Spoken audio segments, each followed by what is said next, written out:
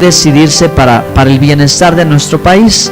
Entonces miren que creo que la Biblia tiene muchas respuestas y tiene muchas pautas y tiene muchas direcciones con las cuales nosotros, hermanos, pues podemos cumplirle a Dios primero, obedecer al Señor, y luego en el papel que nos toque en este tiempo, ¿ok? Entonces obviamente yo no les voy a decir cuál decisión ustedes deben de tomar. Lo que sí les quiero decir, hermanos, es que en estos días de elecciones sí nos toca participar, sí nos toca hacer algo. Y hace poco tiempo leí una nota de un periódico, no sé si es de circulación nacional o si es un periódico regional que se llama Reforma, y el periódico hablaba acerca de la iglesia cristiana y muy específicamente como se ha conocido la iglesia evangélica. ¿Cuál ha sido su papel en estos tiempos para la nación? Pues dice, fíjense, no sé que ustedes lleguen a opinar o que ustedes puedan considerar en relación al tema y qué tan involucrados puedan sentirse o qué tan desapegados de todas estas cosas puedan sentirse. ¿Ok? Podemos ir hacia los dos extremos y en uno, ¿verdad? Involucrarnos mucho o no involucrarnos, con razón o sin razón, de los dos lados. Pero el periódico mencionaba que en este año 2018 quien se lleva la victoria es la iglesia evangélica, porque la iglesia evangélica se nota más participativa, más proactiva, con opinión, etcétera, etcétera, con muchas cosas a favor de los cristianos, mencionando, hermanos, de que algo opinamos, algo sentimos y participamos en eso. Entonces, no sé dónde tomaron este censo. Lo interesante de estos días y de estas notas que están publicándose, pues ustedes lo saben, es un bombardeo de información el que está circulando sobre las redes sociales, en la televisión y los medios de comunicación. Pero miren, gracias a Dios se llega a contar en nuestro país que está formado por 127 millones de mexicanos aproximadamente. Se están contando, hermanos, cerca de 20 millones de cristianos que están conformando, ¿verdad?, las diversas comunidades, las diferentes iglesias cristianas conocidas o llamadas, ¿verdad?, o ubicadas como las iglesias evangélicas. ¿Qué le parece, hermano? ¿No le da gusto? Amén. Nos tiene que dar mucho gusto, porque esta nota que está diciendo, esta información está diciendo que el evangelio se está predicando. Esta nota está diciendo que todavía al día de hoy, cada día, cada segundo, cada minuto, cada hora, hay alguien o hay muchos en este país que están entregando su vida a los pies de Jesucristo. Así que yo le animo para que le dé un aplauso fuerte al Señor. Amén. Por lo que Él está haciendo en México. Gloria sea al Señor. Porque Dios está haciendo muchas cosas, hermanos. Muchas cosas importantes. Una de esas cosas importantes es que hay una multitud más y más grande de gente que está entregando su vida al Señor Jesucristo, y eso es una nota importante porque es apenas, ¿verdad?, cruzar la puerta y comenzar y entrar. Ya el resto ya es cuestión de nosotros. La ropa sucia se lava en casa. Entonces ya de toda esa multitud tan grande de gente, de 20 millones, ya nosotros tendríamos, ¿verdad?, la tarea de todos los cristianos y de la iglesia cristiana o la iglesia evangélica de ver cuál es la situación de cada uno de ellos. Pero es una nota interesante, hermanos, saber, ¿verdad?, que por ejemplo Chiapas es el estado número 1 de cristianos en todo el país. O sea, el sur de México está plagado de cristianos. Gracias por su entusiasmo. Ay, cómo nos ha ido, hermanos. Bueno, espero que a todos nos haya ido bien. De vez en cuando nos encontramos con un hermano un poquito difícil, ¿no? Por no decirle como nos decían, hermano piedra, ¿no? No, piedra viva, no piedra de tropiezo, piedra viva. Bueno, ese es otro asunto. No quiero hablar de eso, ¿no? Sino quiero hablarles, hermanos, de que otros que no son de nosotros opinan que la iglesia evangélica o la iglesia cristiana es muy participativa y que de hecho la influencia de la iglesia es determinante para decidir el rumbo del país. Ahora la pregunta es, ¿y qué dice Dios? ¿Debo o no debo? ¿Puedo o no puedo? ¿Tengo o no tengo? ¿Cuál es mi papel según la Biblia en que me corresponde a mí? ¿Qué yo debería de hacer? Entonces para esto tengo este precioso versículo de Jeremías 29, verso 7. Si quieren abrir su Biblia, por favor. El título de este mensaje es procurar la paz de la ciudad. Vayan a ese capítulo en Jeremías 29, verso 7. Y vamos a aprender muchas cosas que nos corresponden como pueblo de Dios. Vuelvo a repetir lo que decía la semana pasada. ¿Quiénes somos nosotros? O según la Biblia, ¿qué somos nosotros o quiénes somos? Número uno, quienes hemos entregado al Señor Jesucristo en nuestra vida, somos hijos de Dios. Segundo lugar, somos cuerpo de Cristo. En tercer lugar, somos pueblo de Dios, es decir, casa de Israel. Y en cuarto lugar, somos ciudadanos del reino de los cielos. Amén. Ok, bueno, eso dice la escritura de cada uno de nosotros. Entonces, como congregación, como comunidad y como pueblo apartado, es decir, como pueblo santo, a diferencia, porque Dios hace la diferencia de los que no han entregado su vida al Señor, hay algo que tenemos que hacer. Hay una diferencia entre nosotros, ¿verdad? Y no por nosotros, sino por Dios, sino por la sangre de Cristo que nos limpia. ¿Dicen amén? Él hace la diferencia del impío al que es justificado en la sangre de Cristo para vida eterna. Amén. Justificados por su gracia para vida eterna. Eso es decir, el justo por su fe vivirá. El justificado por la fidelidad de Dios vivirá, pero tendrá vida eterna. Bueno, hermanos, de esa diferencia hay algo que nos toca hacer. Que somos pueblo de Dios y sabemos que somos extranjeros y peregrinos en este mundo. Sabemos que nuestro lugar no está aquí, pero nacimos aquí, vivimos aquí. Y entonces es lo que sucede, ¿verdad? De pronto, en general en la iglesia, quienes son participativos y quienes están en contra, porque pueden decir, Dios es el que va a llevar la batuta, sea como sea. Y hay quien dice, no, creo que hay algo que tenemos que hacer, y si lo hacemos la cosa va a cambiar. Bueno, vamos a leer Jeremías 29, verso 7. Léanlo conmigo en voz alta. Procurad la paz de la ciudad de la cual os hice transportar, y rogad por ella a Jehová, porque en su paz tendréis vosotros paz. Bueno, miren, hace poquitos días, platicando entre los pastores y planeando la marcha que cada año se planea, se comentaba, ¿verdad?, que en ocasiones no se tiene todo el favor o el apoyo de la autoridad municipal como para llevar a cabo una actividad. Pero, ¿cuál es la opinión de estas personas, una vez más, hacia nosotros?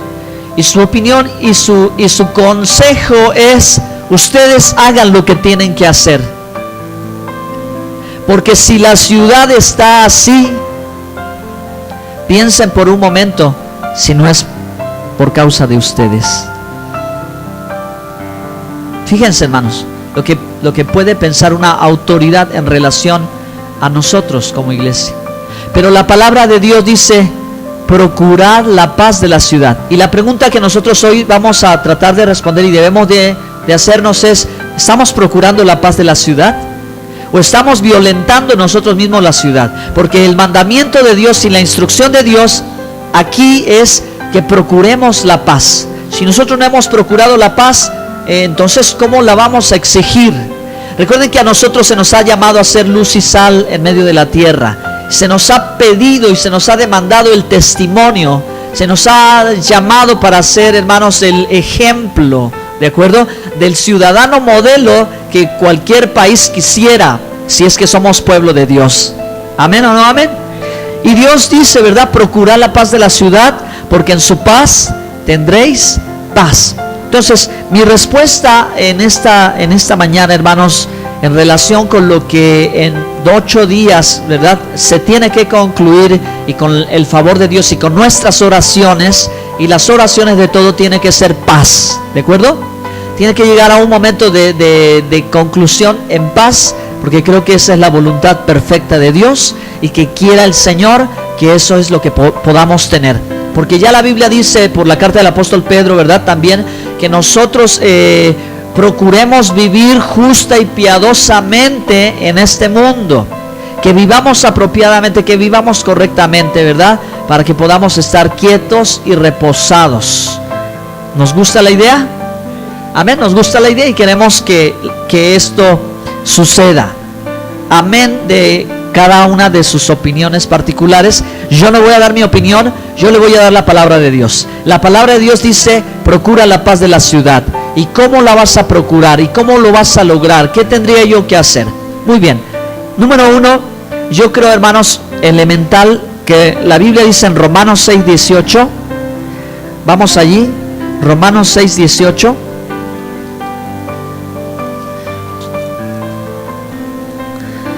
Y libertados del pecado, vinisteis a ser siervos de la justicia.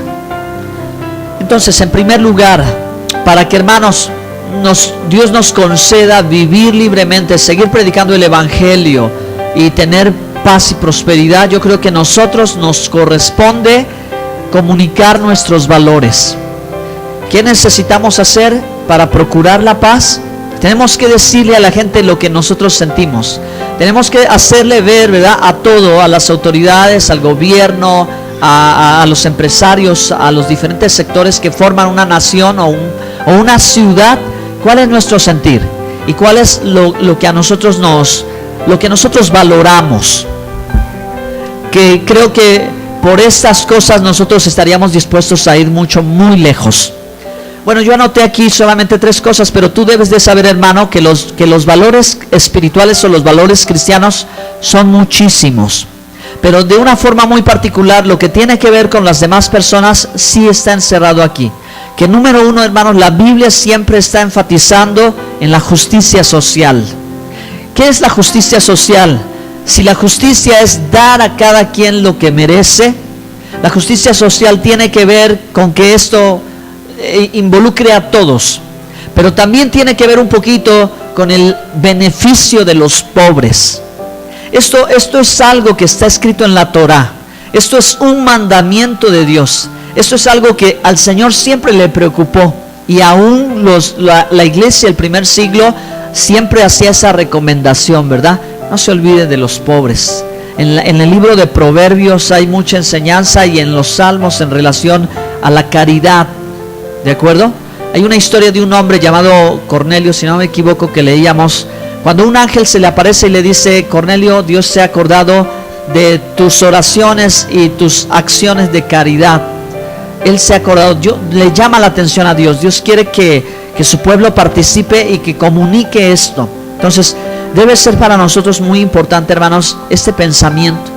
No podemos ser egoístas buscando solo nuestro beneficio, porque Dios no nos puso a nosotros para eso, ¿de acuerdo?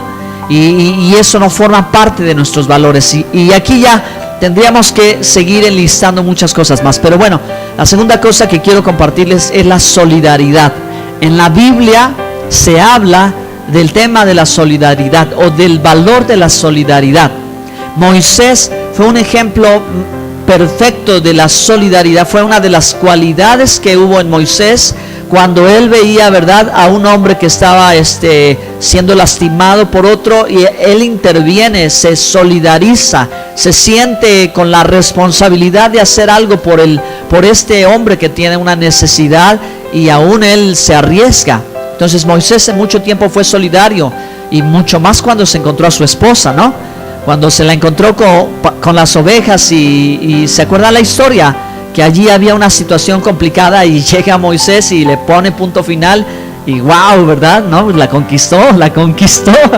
Entonces fue solidario todo el tiempo, y fue solidario con su pueblo, tanto que la carta a los Hebreos dice que, siendo el hijo de la hija de Faraón, prefirió padecer con el pueblo y no disfrutar de las riquezas de este mundo. Prefirió padecer ese padecimiento por esta causa de su pueblo. Entonces nosotros somos un pueblo solidario, amén. Aun cuando no tengamos todos, ni siquiera en este lugar, las mismas ideas. Eso no nos impide ser unidos, eso no nos impide ser solidarios, aun cuando no concordemos con las ideas de los otros hermanos o de la gente afuera. No nos impide ser solidarios. Podemos y debemos ser solidarios. Eso le agrada a Dios. Dios quiere que nosotros transmitamos eso, porque como decíamos, este es el mundo de Dios. Dios lo creó, Él tiene un propósito, y hay mucha gente que Él va a salvar, y que es necesario que tú y yo en algún momento de su vida le demos un pequeño testimonio, le demos una muestra del amor de Dios, y ya Dios se encargará de los resultados y de lo que será del mundo. Amén. ¿Están aquí? Diga conmigo: Él me puso para hacer luz. Amén. ¿Okay? El tercer valor que quiero compartir, que también es muy elemental de la palabra de Dios, hermanos, es la moralidad. En gran parte del culto religioso, en gran parte de la vida de la iglesia, hablar de la espiritualidad es algo bien común, ¿verdad? Es de todo el tiempo. Estamos hablando de andar en el Espíritu, y de adorar en el Espíritu, y de movernos en el Espíritu. Para algunas personas parece ser que la moral quedó anulada. Parece ser que las cuestiones que tienen que ver con una buena conducta o un buen testimonio como que ya pasó de moda, pero eso no es cierto. Es parte de nuestros valores, ¿de acuerdo? Y esto es lo que se va a relacionar con la gente de afuera. Miren, tanto es así que Pablo dice en la Biblia de un hombre que se había convertido y que, bueno, pues no tenía buen testimonio porque le gustaban las cosas de Roberto. ¿Me explico? ¿Sí? Entonces todo el tiempo era de Roberto. Así que la Biblia le dijo, ¿verdad? Y el que robaba, con sus manos trabaje ahora. Entonces, por darles un ejemplo de lo necesario que es, hay muchos mandamientos que tienen que ver con la moral, ¿de acuerdo? Entonces, son nuestros valores cristianos, hermanos. Son nuestros valores cristianos los que tenemos que transmitir. Así que usted y yo tenemos una tarea. No una tarea de hoy o de 8 días, sino una tarea que va todo el tiempo, hermanos. Que como cristianos que nacimos en este país, que somos mexicanos, ¿verdad? Porque no estamos diciendo que no, somos mexicanos. Tenemos una ciudadanía y tenemos una responsabilidad y tenemos un papel que ejercer. Y dicho de paso, entre comillas, pues nadie me dijo, hermanos, que predicara yo estoy, ¿ok? No tengo alguien atrás de mí que me esté presionando o diciendo qué debo de decir o qué no debo de decir. Yo lo sentí, me costó mucho llegar a este día, pero creo que vale la pena, hermanos, que tengamos hoy un recuento de lo que la Biblia dice. Amén. Bueno, número 2. ¿Cómo vamos a procurar la paz de la ciudad? En Romanos 13, avance un poquito. Romanos 13, 1 y 2.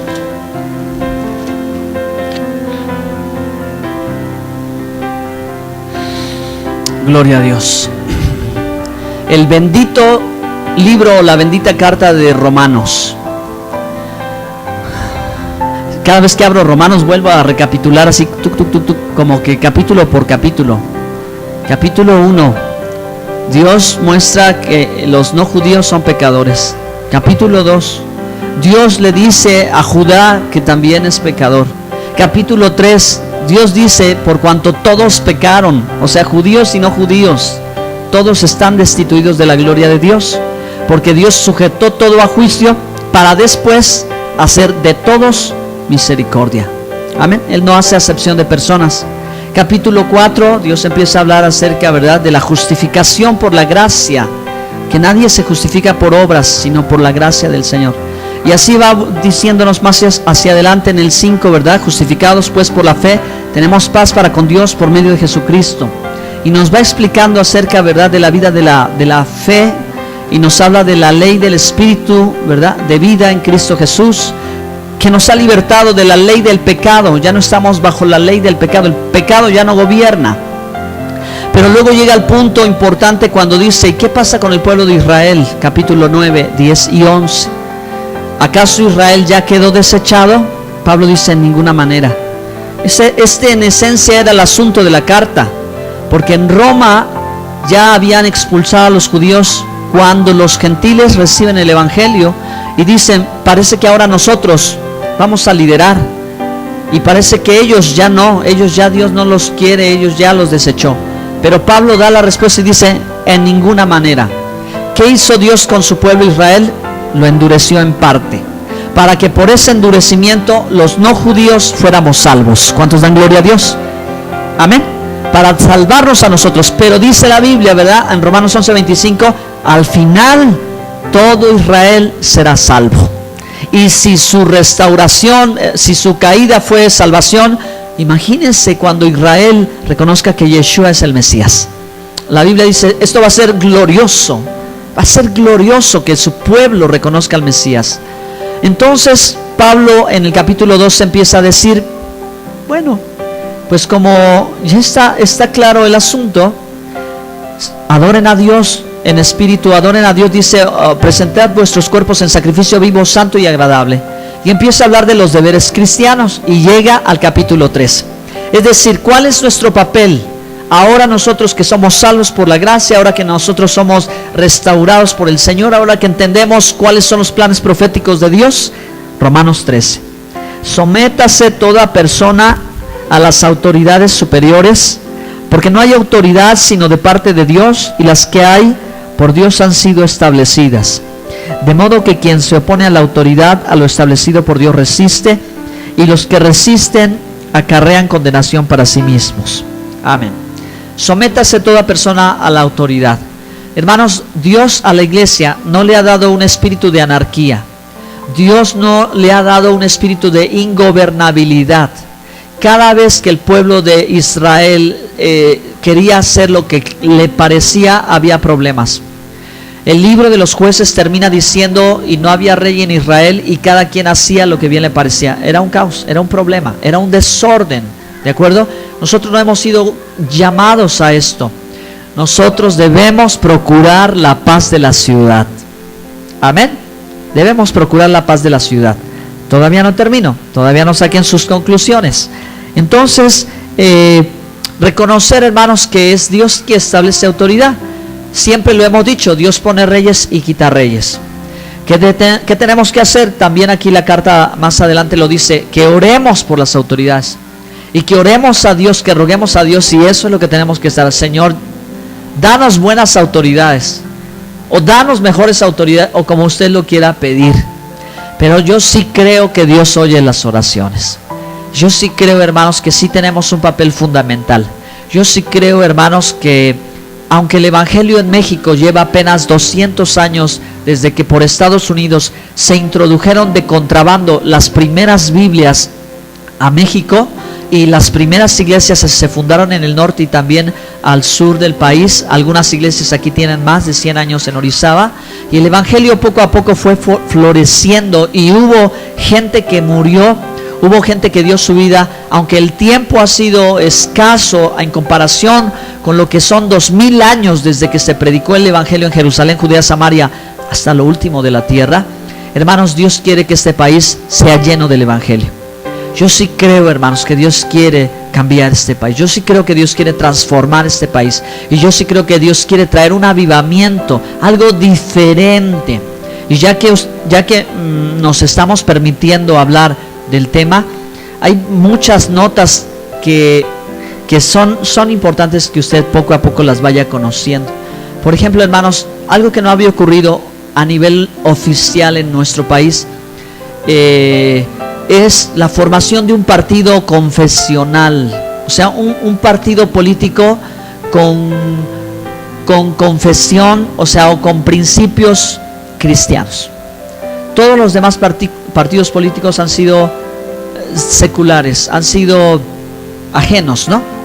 Tenemos como principio la iglesia y la política no se entremezclan, pero bueno, hay que ir aclarando notas y hay que ir mencionándolo como un comentario. Ya lo hay, a diferencia de otros países que no lo hay, ¿sí? A diferencia de otros lugares donde no lo hay. En México ya lo hay. Y puede ser que no sea el único, puede ser que después aparezca otro, ¿sí? O puede ser que otro se modifique, no sé.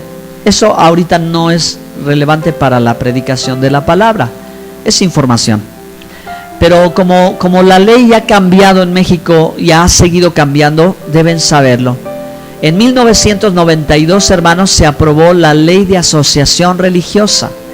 Y como les decía, aunque el Evangelio lleva 200 años y aunque se ha permitido de parte del gobierno hacer comunidades y templos, no eran vistos todavía las iglesias, en el caso de las iglesias cristianas, la iglesia evangélica y de diferentes denominaciones, así de más sectas o religiones, a diferencia de la iglesia católica, no eran reconocidos, o sea, como si no estuvieran, ¿sí?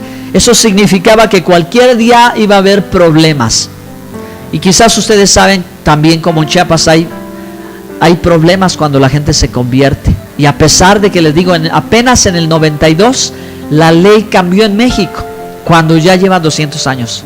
Fíjense, pero fue un avance. ¿Por qué? Porque ese avance representó que hay una acta de nacimiento legal que avala a una congregación, ¿sí? Y que le ampara ante la ley y ante la sociedad como que existe, y empieza a contar ahora para el gobierno y para la nación que ahí está. Entonces, algo tiene que pasar porque ya son 20 millones de cristianos. Algo tiene que suceder, ¿verdad? Por eso digo, hermanos, que la balanza, si nosotros estamos pidiendo que algo suceda, pues yo creo que a lo mejor Dios dice, ahí se las pongo. Ahí lo pongo en sus manos, ustedes determinen. ¿Van conmigo aquí? Perfecto. Entonces, hay que someternos a la autoridad. Esto implica reconocer que la autoridad es establecida por Dios y que hay que hacer lo que tenemos que hacer. ¿Por qué? Por causa de la conciencia. La autoridad debe, y eso ya es cuestión de cada uno, pero según la Biblia, la autoridad debe infundir temor al que hace mal. ¿Ok? Dios puso la autoridad para castigar al que hace mal, y el que hace bien no debe de tener temor. El que hace bien sabe que Dios la estableció, y así. Por eso hablábamos del plan de Dios para las naciones, porque Dios les dio identidad, Dios estableció los límites, puso orden, dio en su palabra que se estableciesen cortes de justicia en todos los lugares, ¿de acuerdo? Dio mandamientos a las naciones. Dios dio mandamientos a las naciones en el pacto con Noé. Luego lo revisan en el capítulo 9, ¿ok? Pero, hermanos, la autoridad debe de hacer lo correcto. Debe de hacer lo correcto. Y nosotros debemos de actuar por causa de la conciencia. Y la conciencia juega un papel importante en la vida cristiana. Aunque poco hablamos de esto, pero tenemos que ir reconociéndolo. ¿Están aquí? Dígale a su hermano que está junto, debes cumplir tu deber. Y ya por último,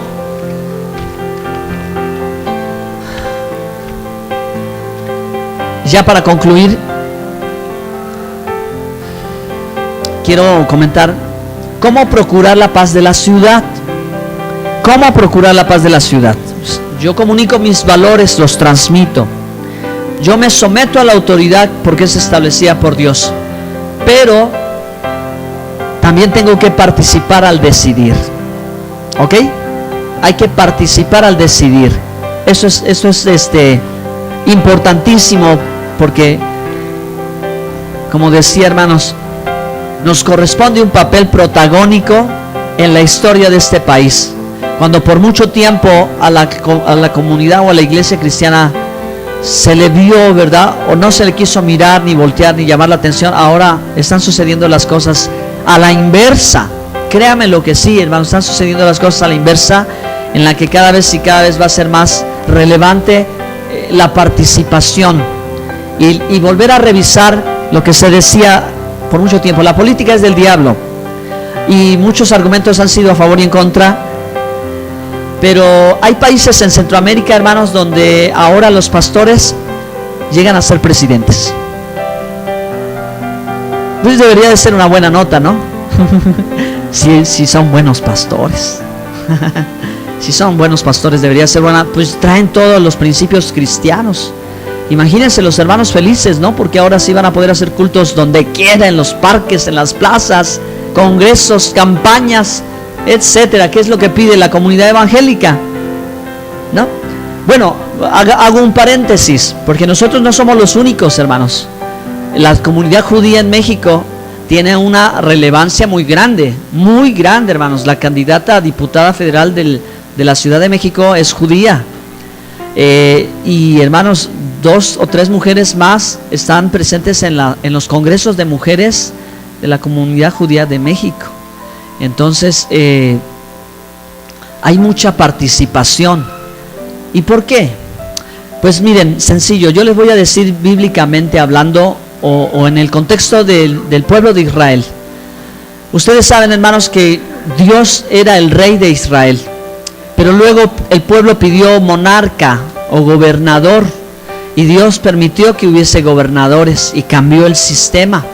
Y entonces Dios entregó la monarquía, y luego se pelearon el trono, el reino, y los que en una época tomaron el liderazgo de la nación de Israel fueron los sacerdotes. ¿Sí? El sumo sacerdote a la época de Jesús, él era el líder religioso y era el líder político.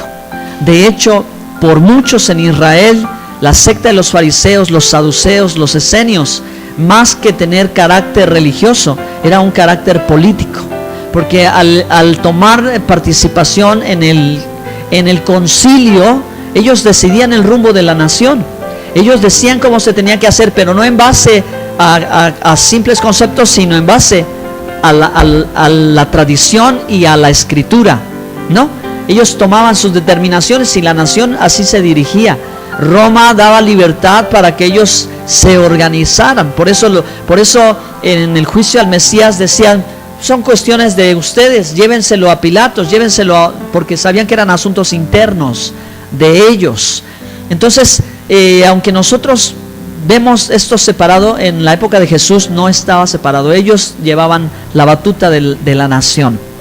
A nosotros esto quizás no nos toca, pero sería bueno, hermanos, que en algún momento alguien, y no el pastor, porque yo no dejo mi ministerio, es mejor, ¿verdad?, lo que tengo, pero a lo mejor alguien, ¿verdad?, no ustedes tampoco, pero a lo mejor alguien de sus hijos decida un día tomar una carrera política, y entonces pues hacerlo para cambiar este país. Sería muy bueno. Yo no lo decido, cada quien decide lo que tenga que hacer, ¿no lo creen? Pero bueno, vamos a Primera de Crónicas y ya terminó. Primera de Crónicas 12:32.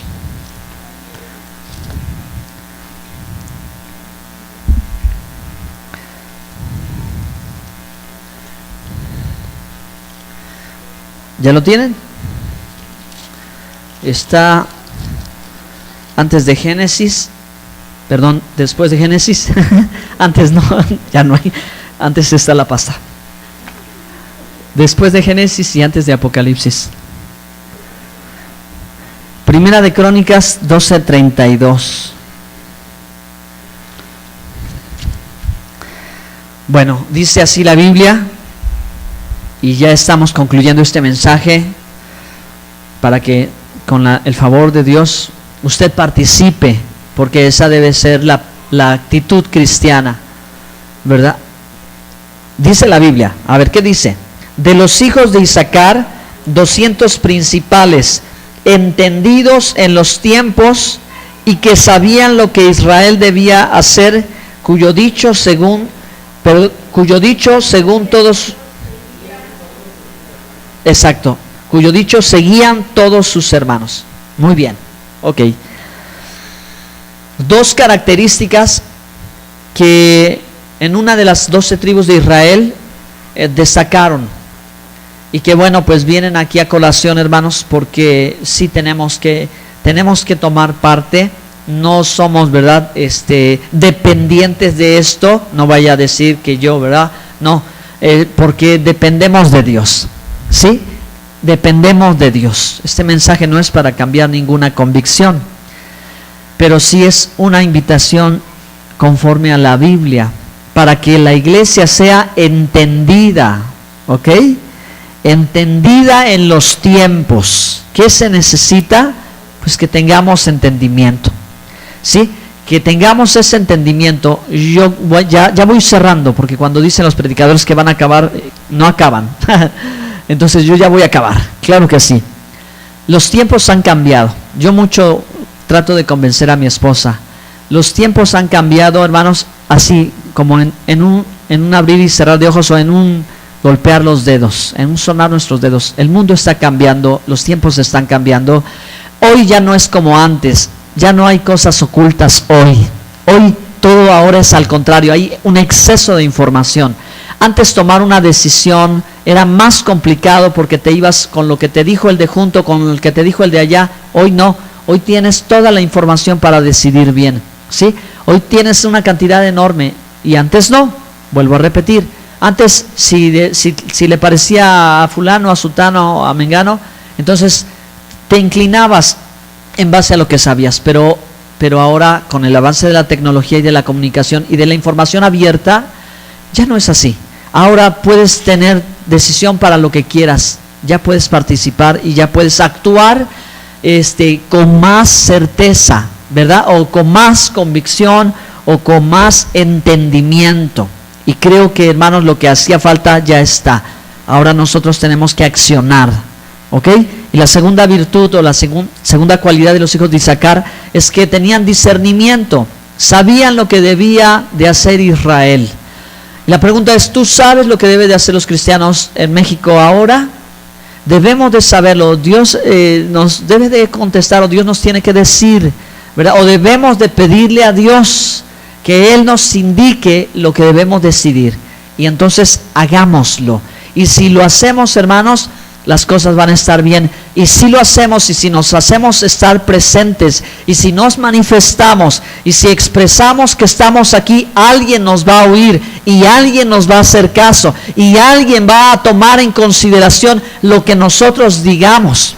Y me acuerdo rápido en un día flash que una ocasión fui a una reunión precisamente de estas cuestiones, y yo tenía algo clavado en el corazón, que cuando pasó un candidato se me ocurrió decirle: oye, tú que vas a estar en el Congreso, acuérdate de los 10 mandamientos. A mí se me ocurrió decirle así nada más. Dije, yo le voy a decir, pues que, le dije, acuérdate de los 10 mandamientos, procura que se cumplan, procura que la ley de México los respete, los establezca, porque entonces va a haber bendición. ¿Y qué tal, hermano, que más adelante o ahora mismo tú y yo somos esa voz que podemos manifestarle, esa voz profética que le podemos decir a este país que queremos que salga de la idolatría, que queremos que se arrepienta, que queremos que oiga la palabra de Dios, que se difunda? ¿Qué tal que nosotros seamos esa voz en este tiempo? Tendríamos que ser los hijos de Isaacar, ¿sí o no? Tendríamos que tener entendimiento y discernimiento, y si no lo tenemos, hoy vamos a pedírselo al Señor. Amén. Bueno, póngase de pie, por favor, vamos a orar. Hay un canto ahí que se llama Te pido la paz, y en un momentito lo vamos a colocar. Vamos a orar por México, vamos a orar por nuestra nación. En 8 días, quizás cuando usted venga aquí, usted toma una decisión ya, y qué bueno, ¿verdad? La que usted quiera, la que usted sienta, ¿verdad? O como Dios le dirija. Eso es lo importante, hermanos. Y como cristianos también, que podamos mostrar, ¿verdad?, nuestros valores, y que podamos saber dar ejemplo de sujeción, y que podamos participar. Señor, estamos orando como iglesia y estamos orando como pueblo de Dios plantado en este lugar, Señor, en esta tierra que nos has permitido nacer, crecer, Señor, formar nuestras familias y nuestros hogares, que nos ha dado mucha libertad de predicar el Evangelio y de creerlo y vivirlo y de congregarnos, Señor, sin ningún problema. Te damos muchas gracias, Señor, por esta nación. Te damos muchas gracias por nuestro país. Te damos muchas gracias, Señor Dios, por las cosas que están sucediendo. Queremos, Señor Dios, que sea tu mano preciosa, que sea tu dirección, que seas tú, Señor Dios, en que tengas misericordia de nosotros, Padre. Y queremos procurar la paz de la ciudad, porque en su paz nosotros tendremos paz también. Y para nosotros, Señor, es importante que estos días se lleven a cabo así. Así que oramos, Señor, por el futuro de esta nación. Oramos, Señor Dios, que esté México lleno del Evangelio. Oramos, Señor Dios, que haya verdaderamente, Señor Dios, una transformación, que venga la que viene de ti, de lo que viene de lo que tú quieres traer sobre este país, un avivamiento, Señor. Y te ruego, Señor Dios, que tú des entendimiento a tu pueblo y a tu iglesia, Señor, reunido en este lugar. Ayúdanos, Señor, a entender qué tiempos nos toca vivir y cómo podemos participar, Señor Dios, y qué cosas tan positivas podrían suceder, Señor Dios, si en nuestro ánimo hay, Señor, el deseo de hacer las cosas como convienen, siempre, Señor, tratando de ser luz y siempre tratando de ser sal para este mundo corrompido, Señor. Ayúdanos a llevar nuestros valores espirituales. Ayúdanos a llevar donde quiera nuestros valores, a dar buen testimonio, a ser de ejemplo, Señor, a la sociedad. Y lo que nosotros queremos, Señor Dios, primero es que podamos vivir quieta y reposadamente, Señor, porque sabemos que estamos de paso. Sabemos que estamos aquí de paso, pero también sabemos que podemos llevar muchos al reino de los cielos. Así que permite, Padre, que los próximos años que vengan, Señor Dios, pues sean así.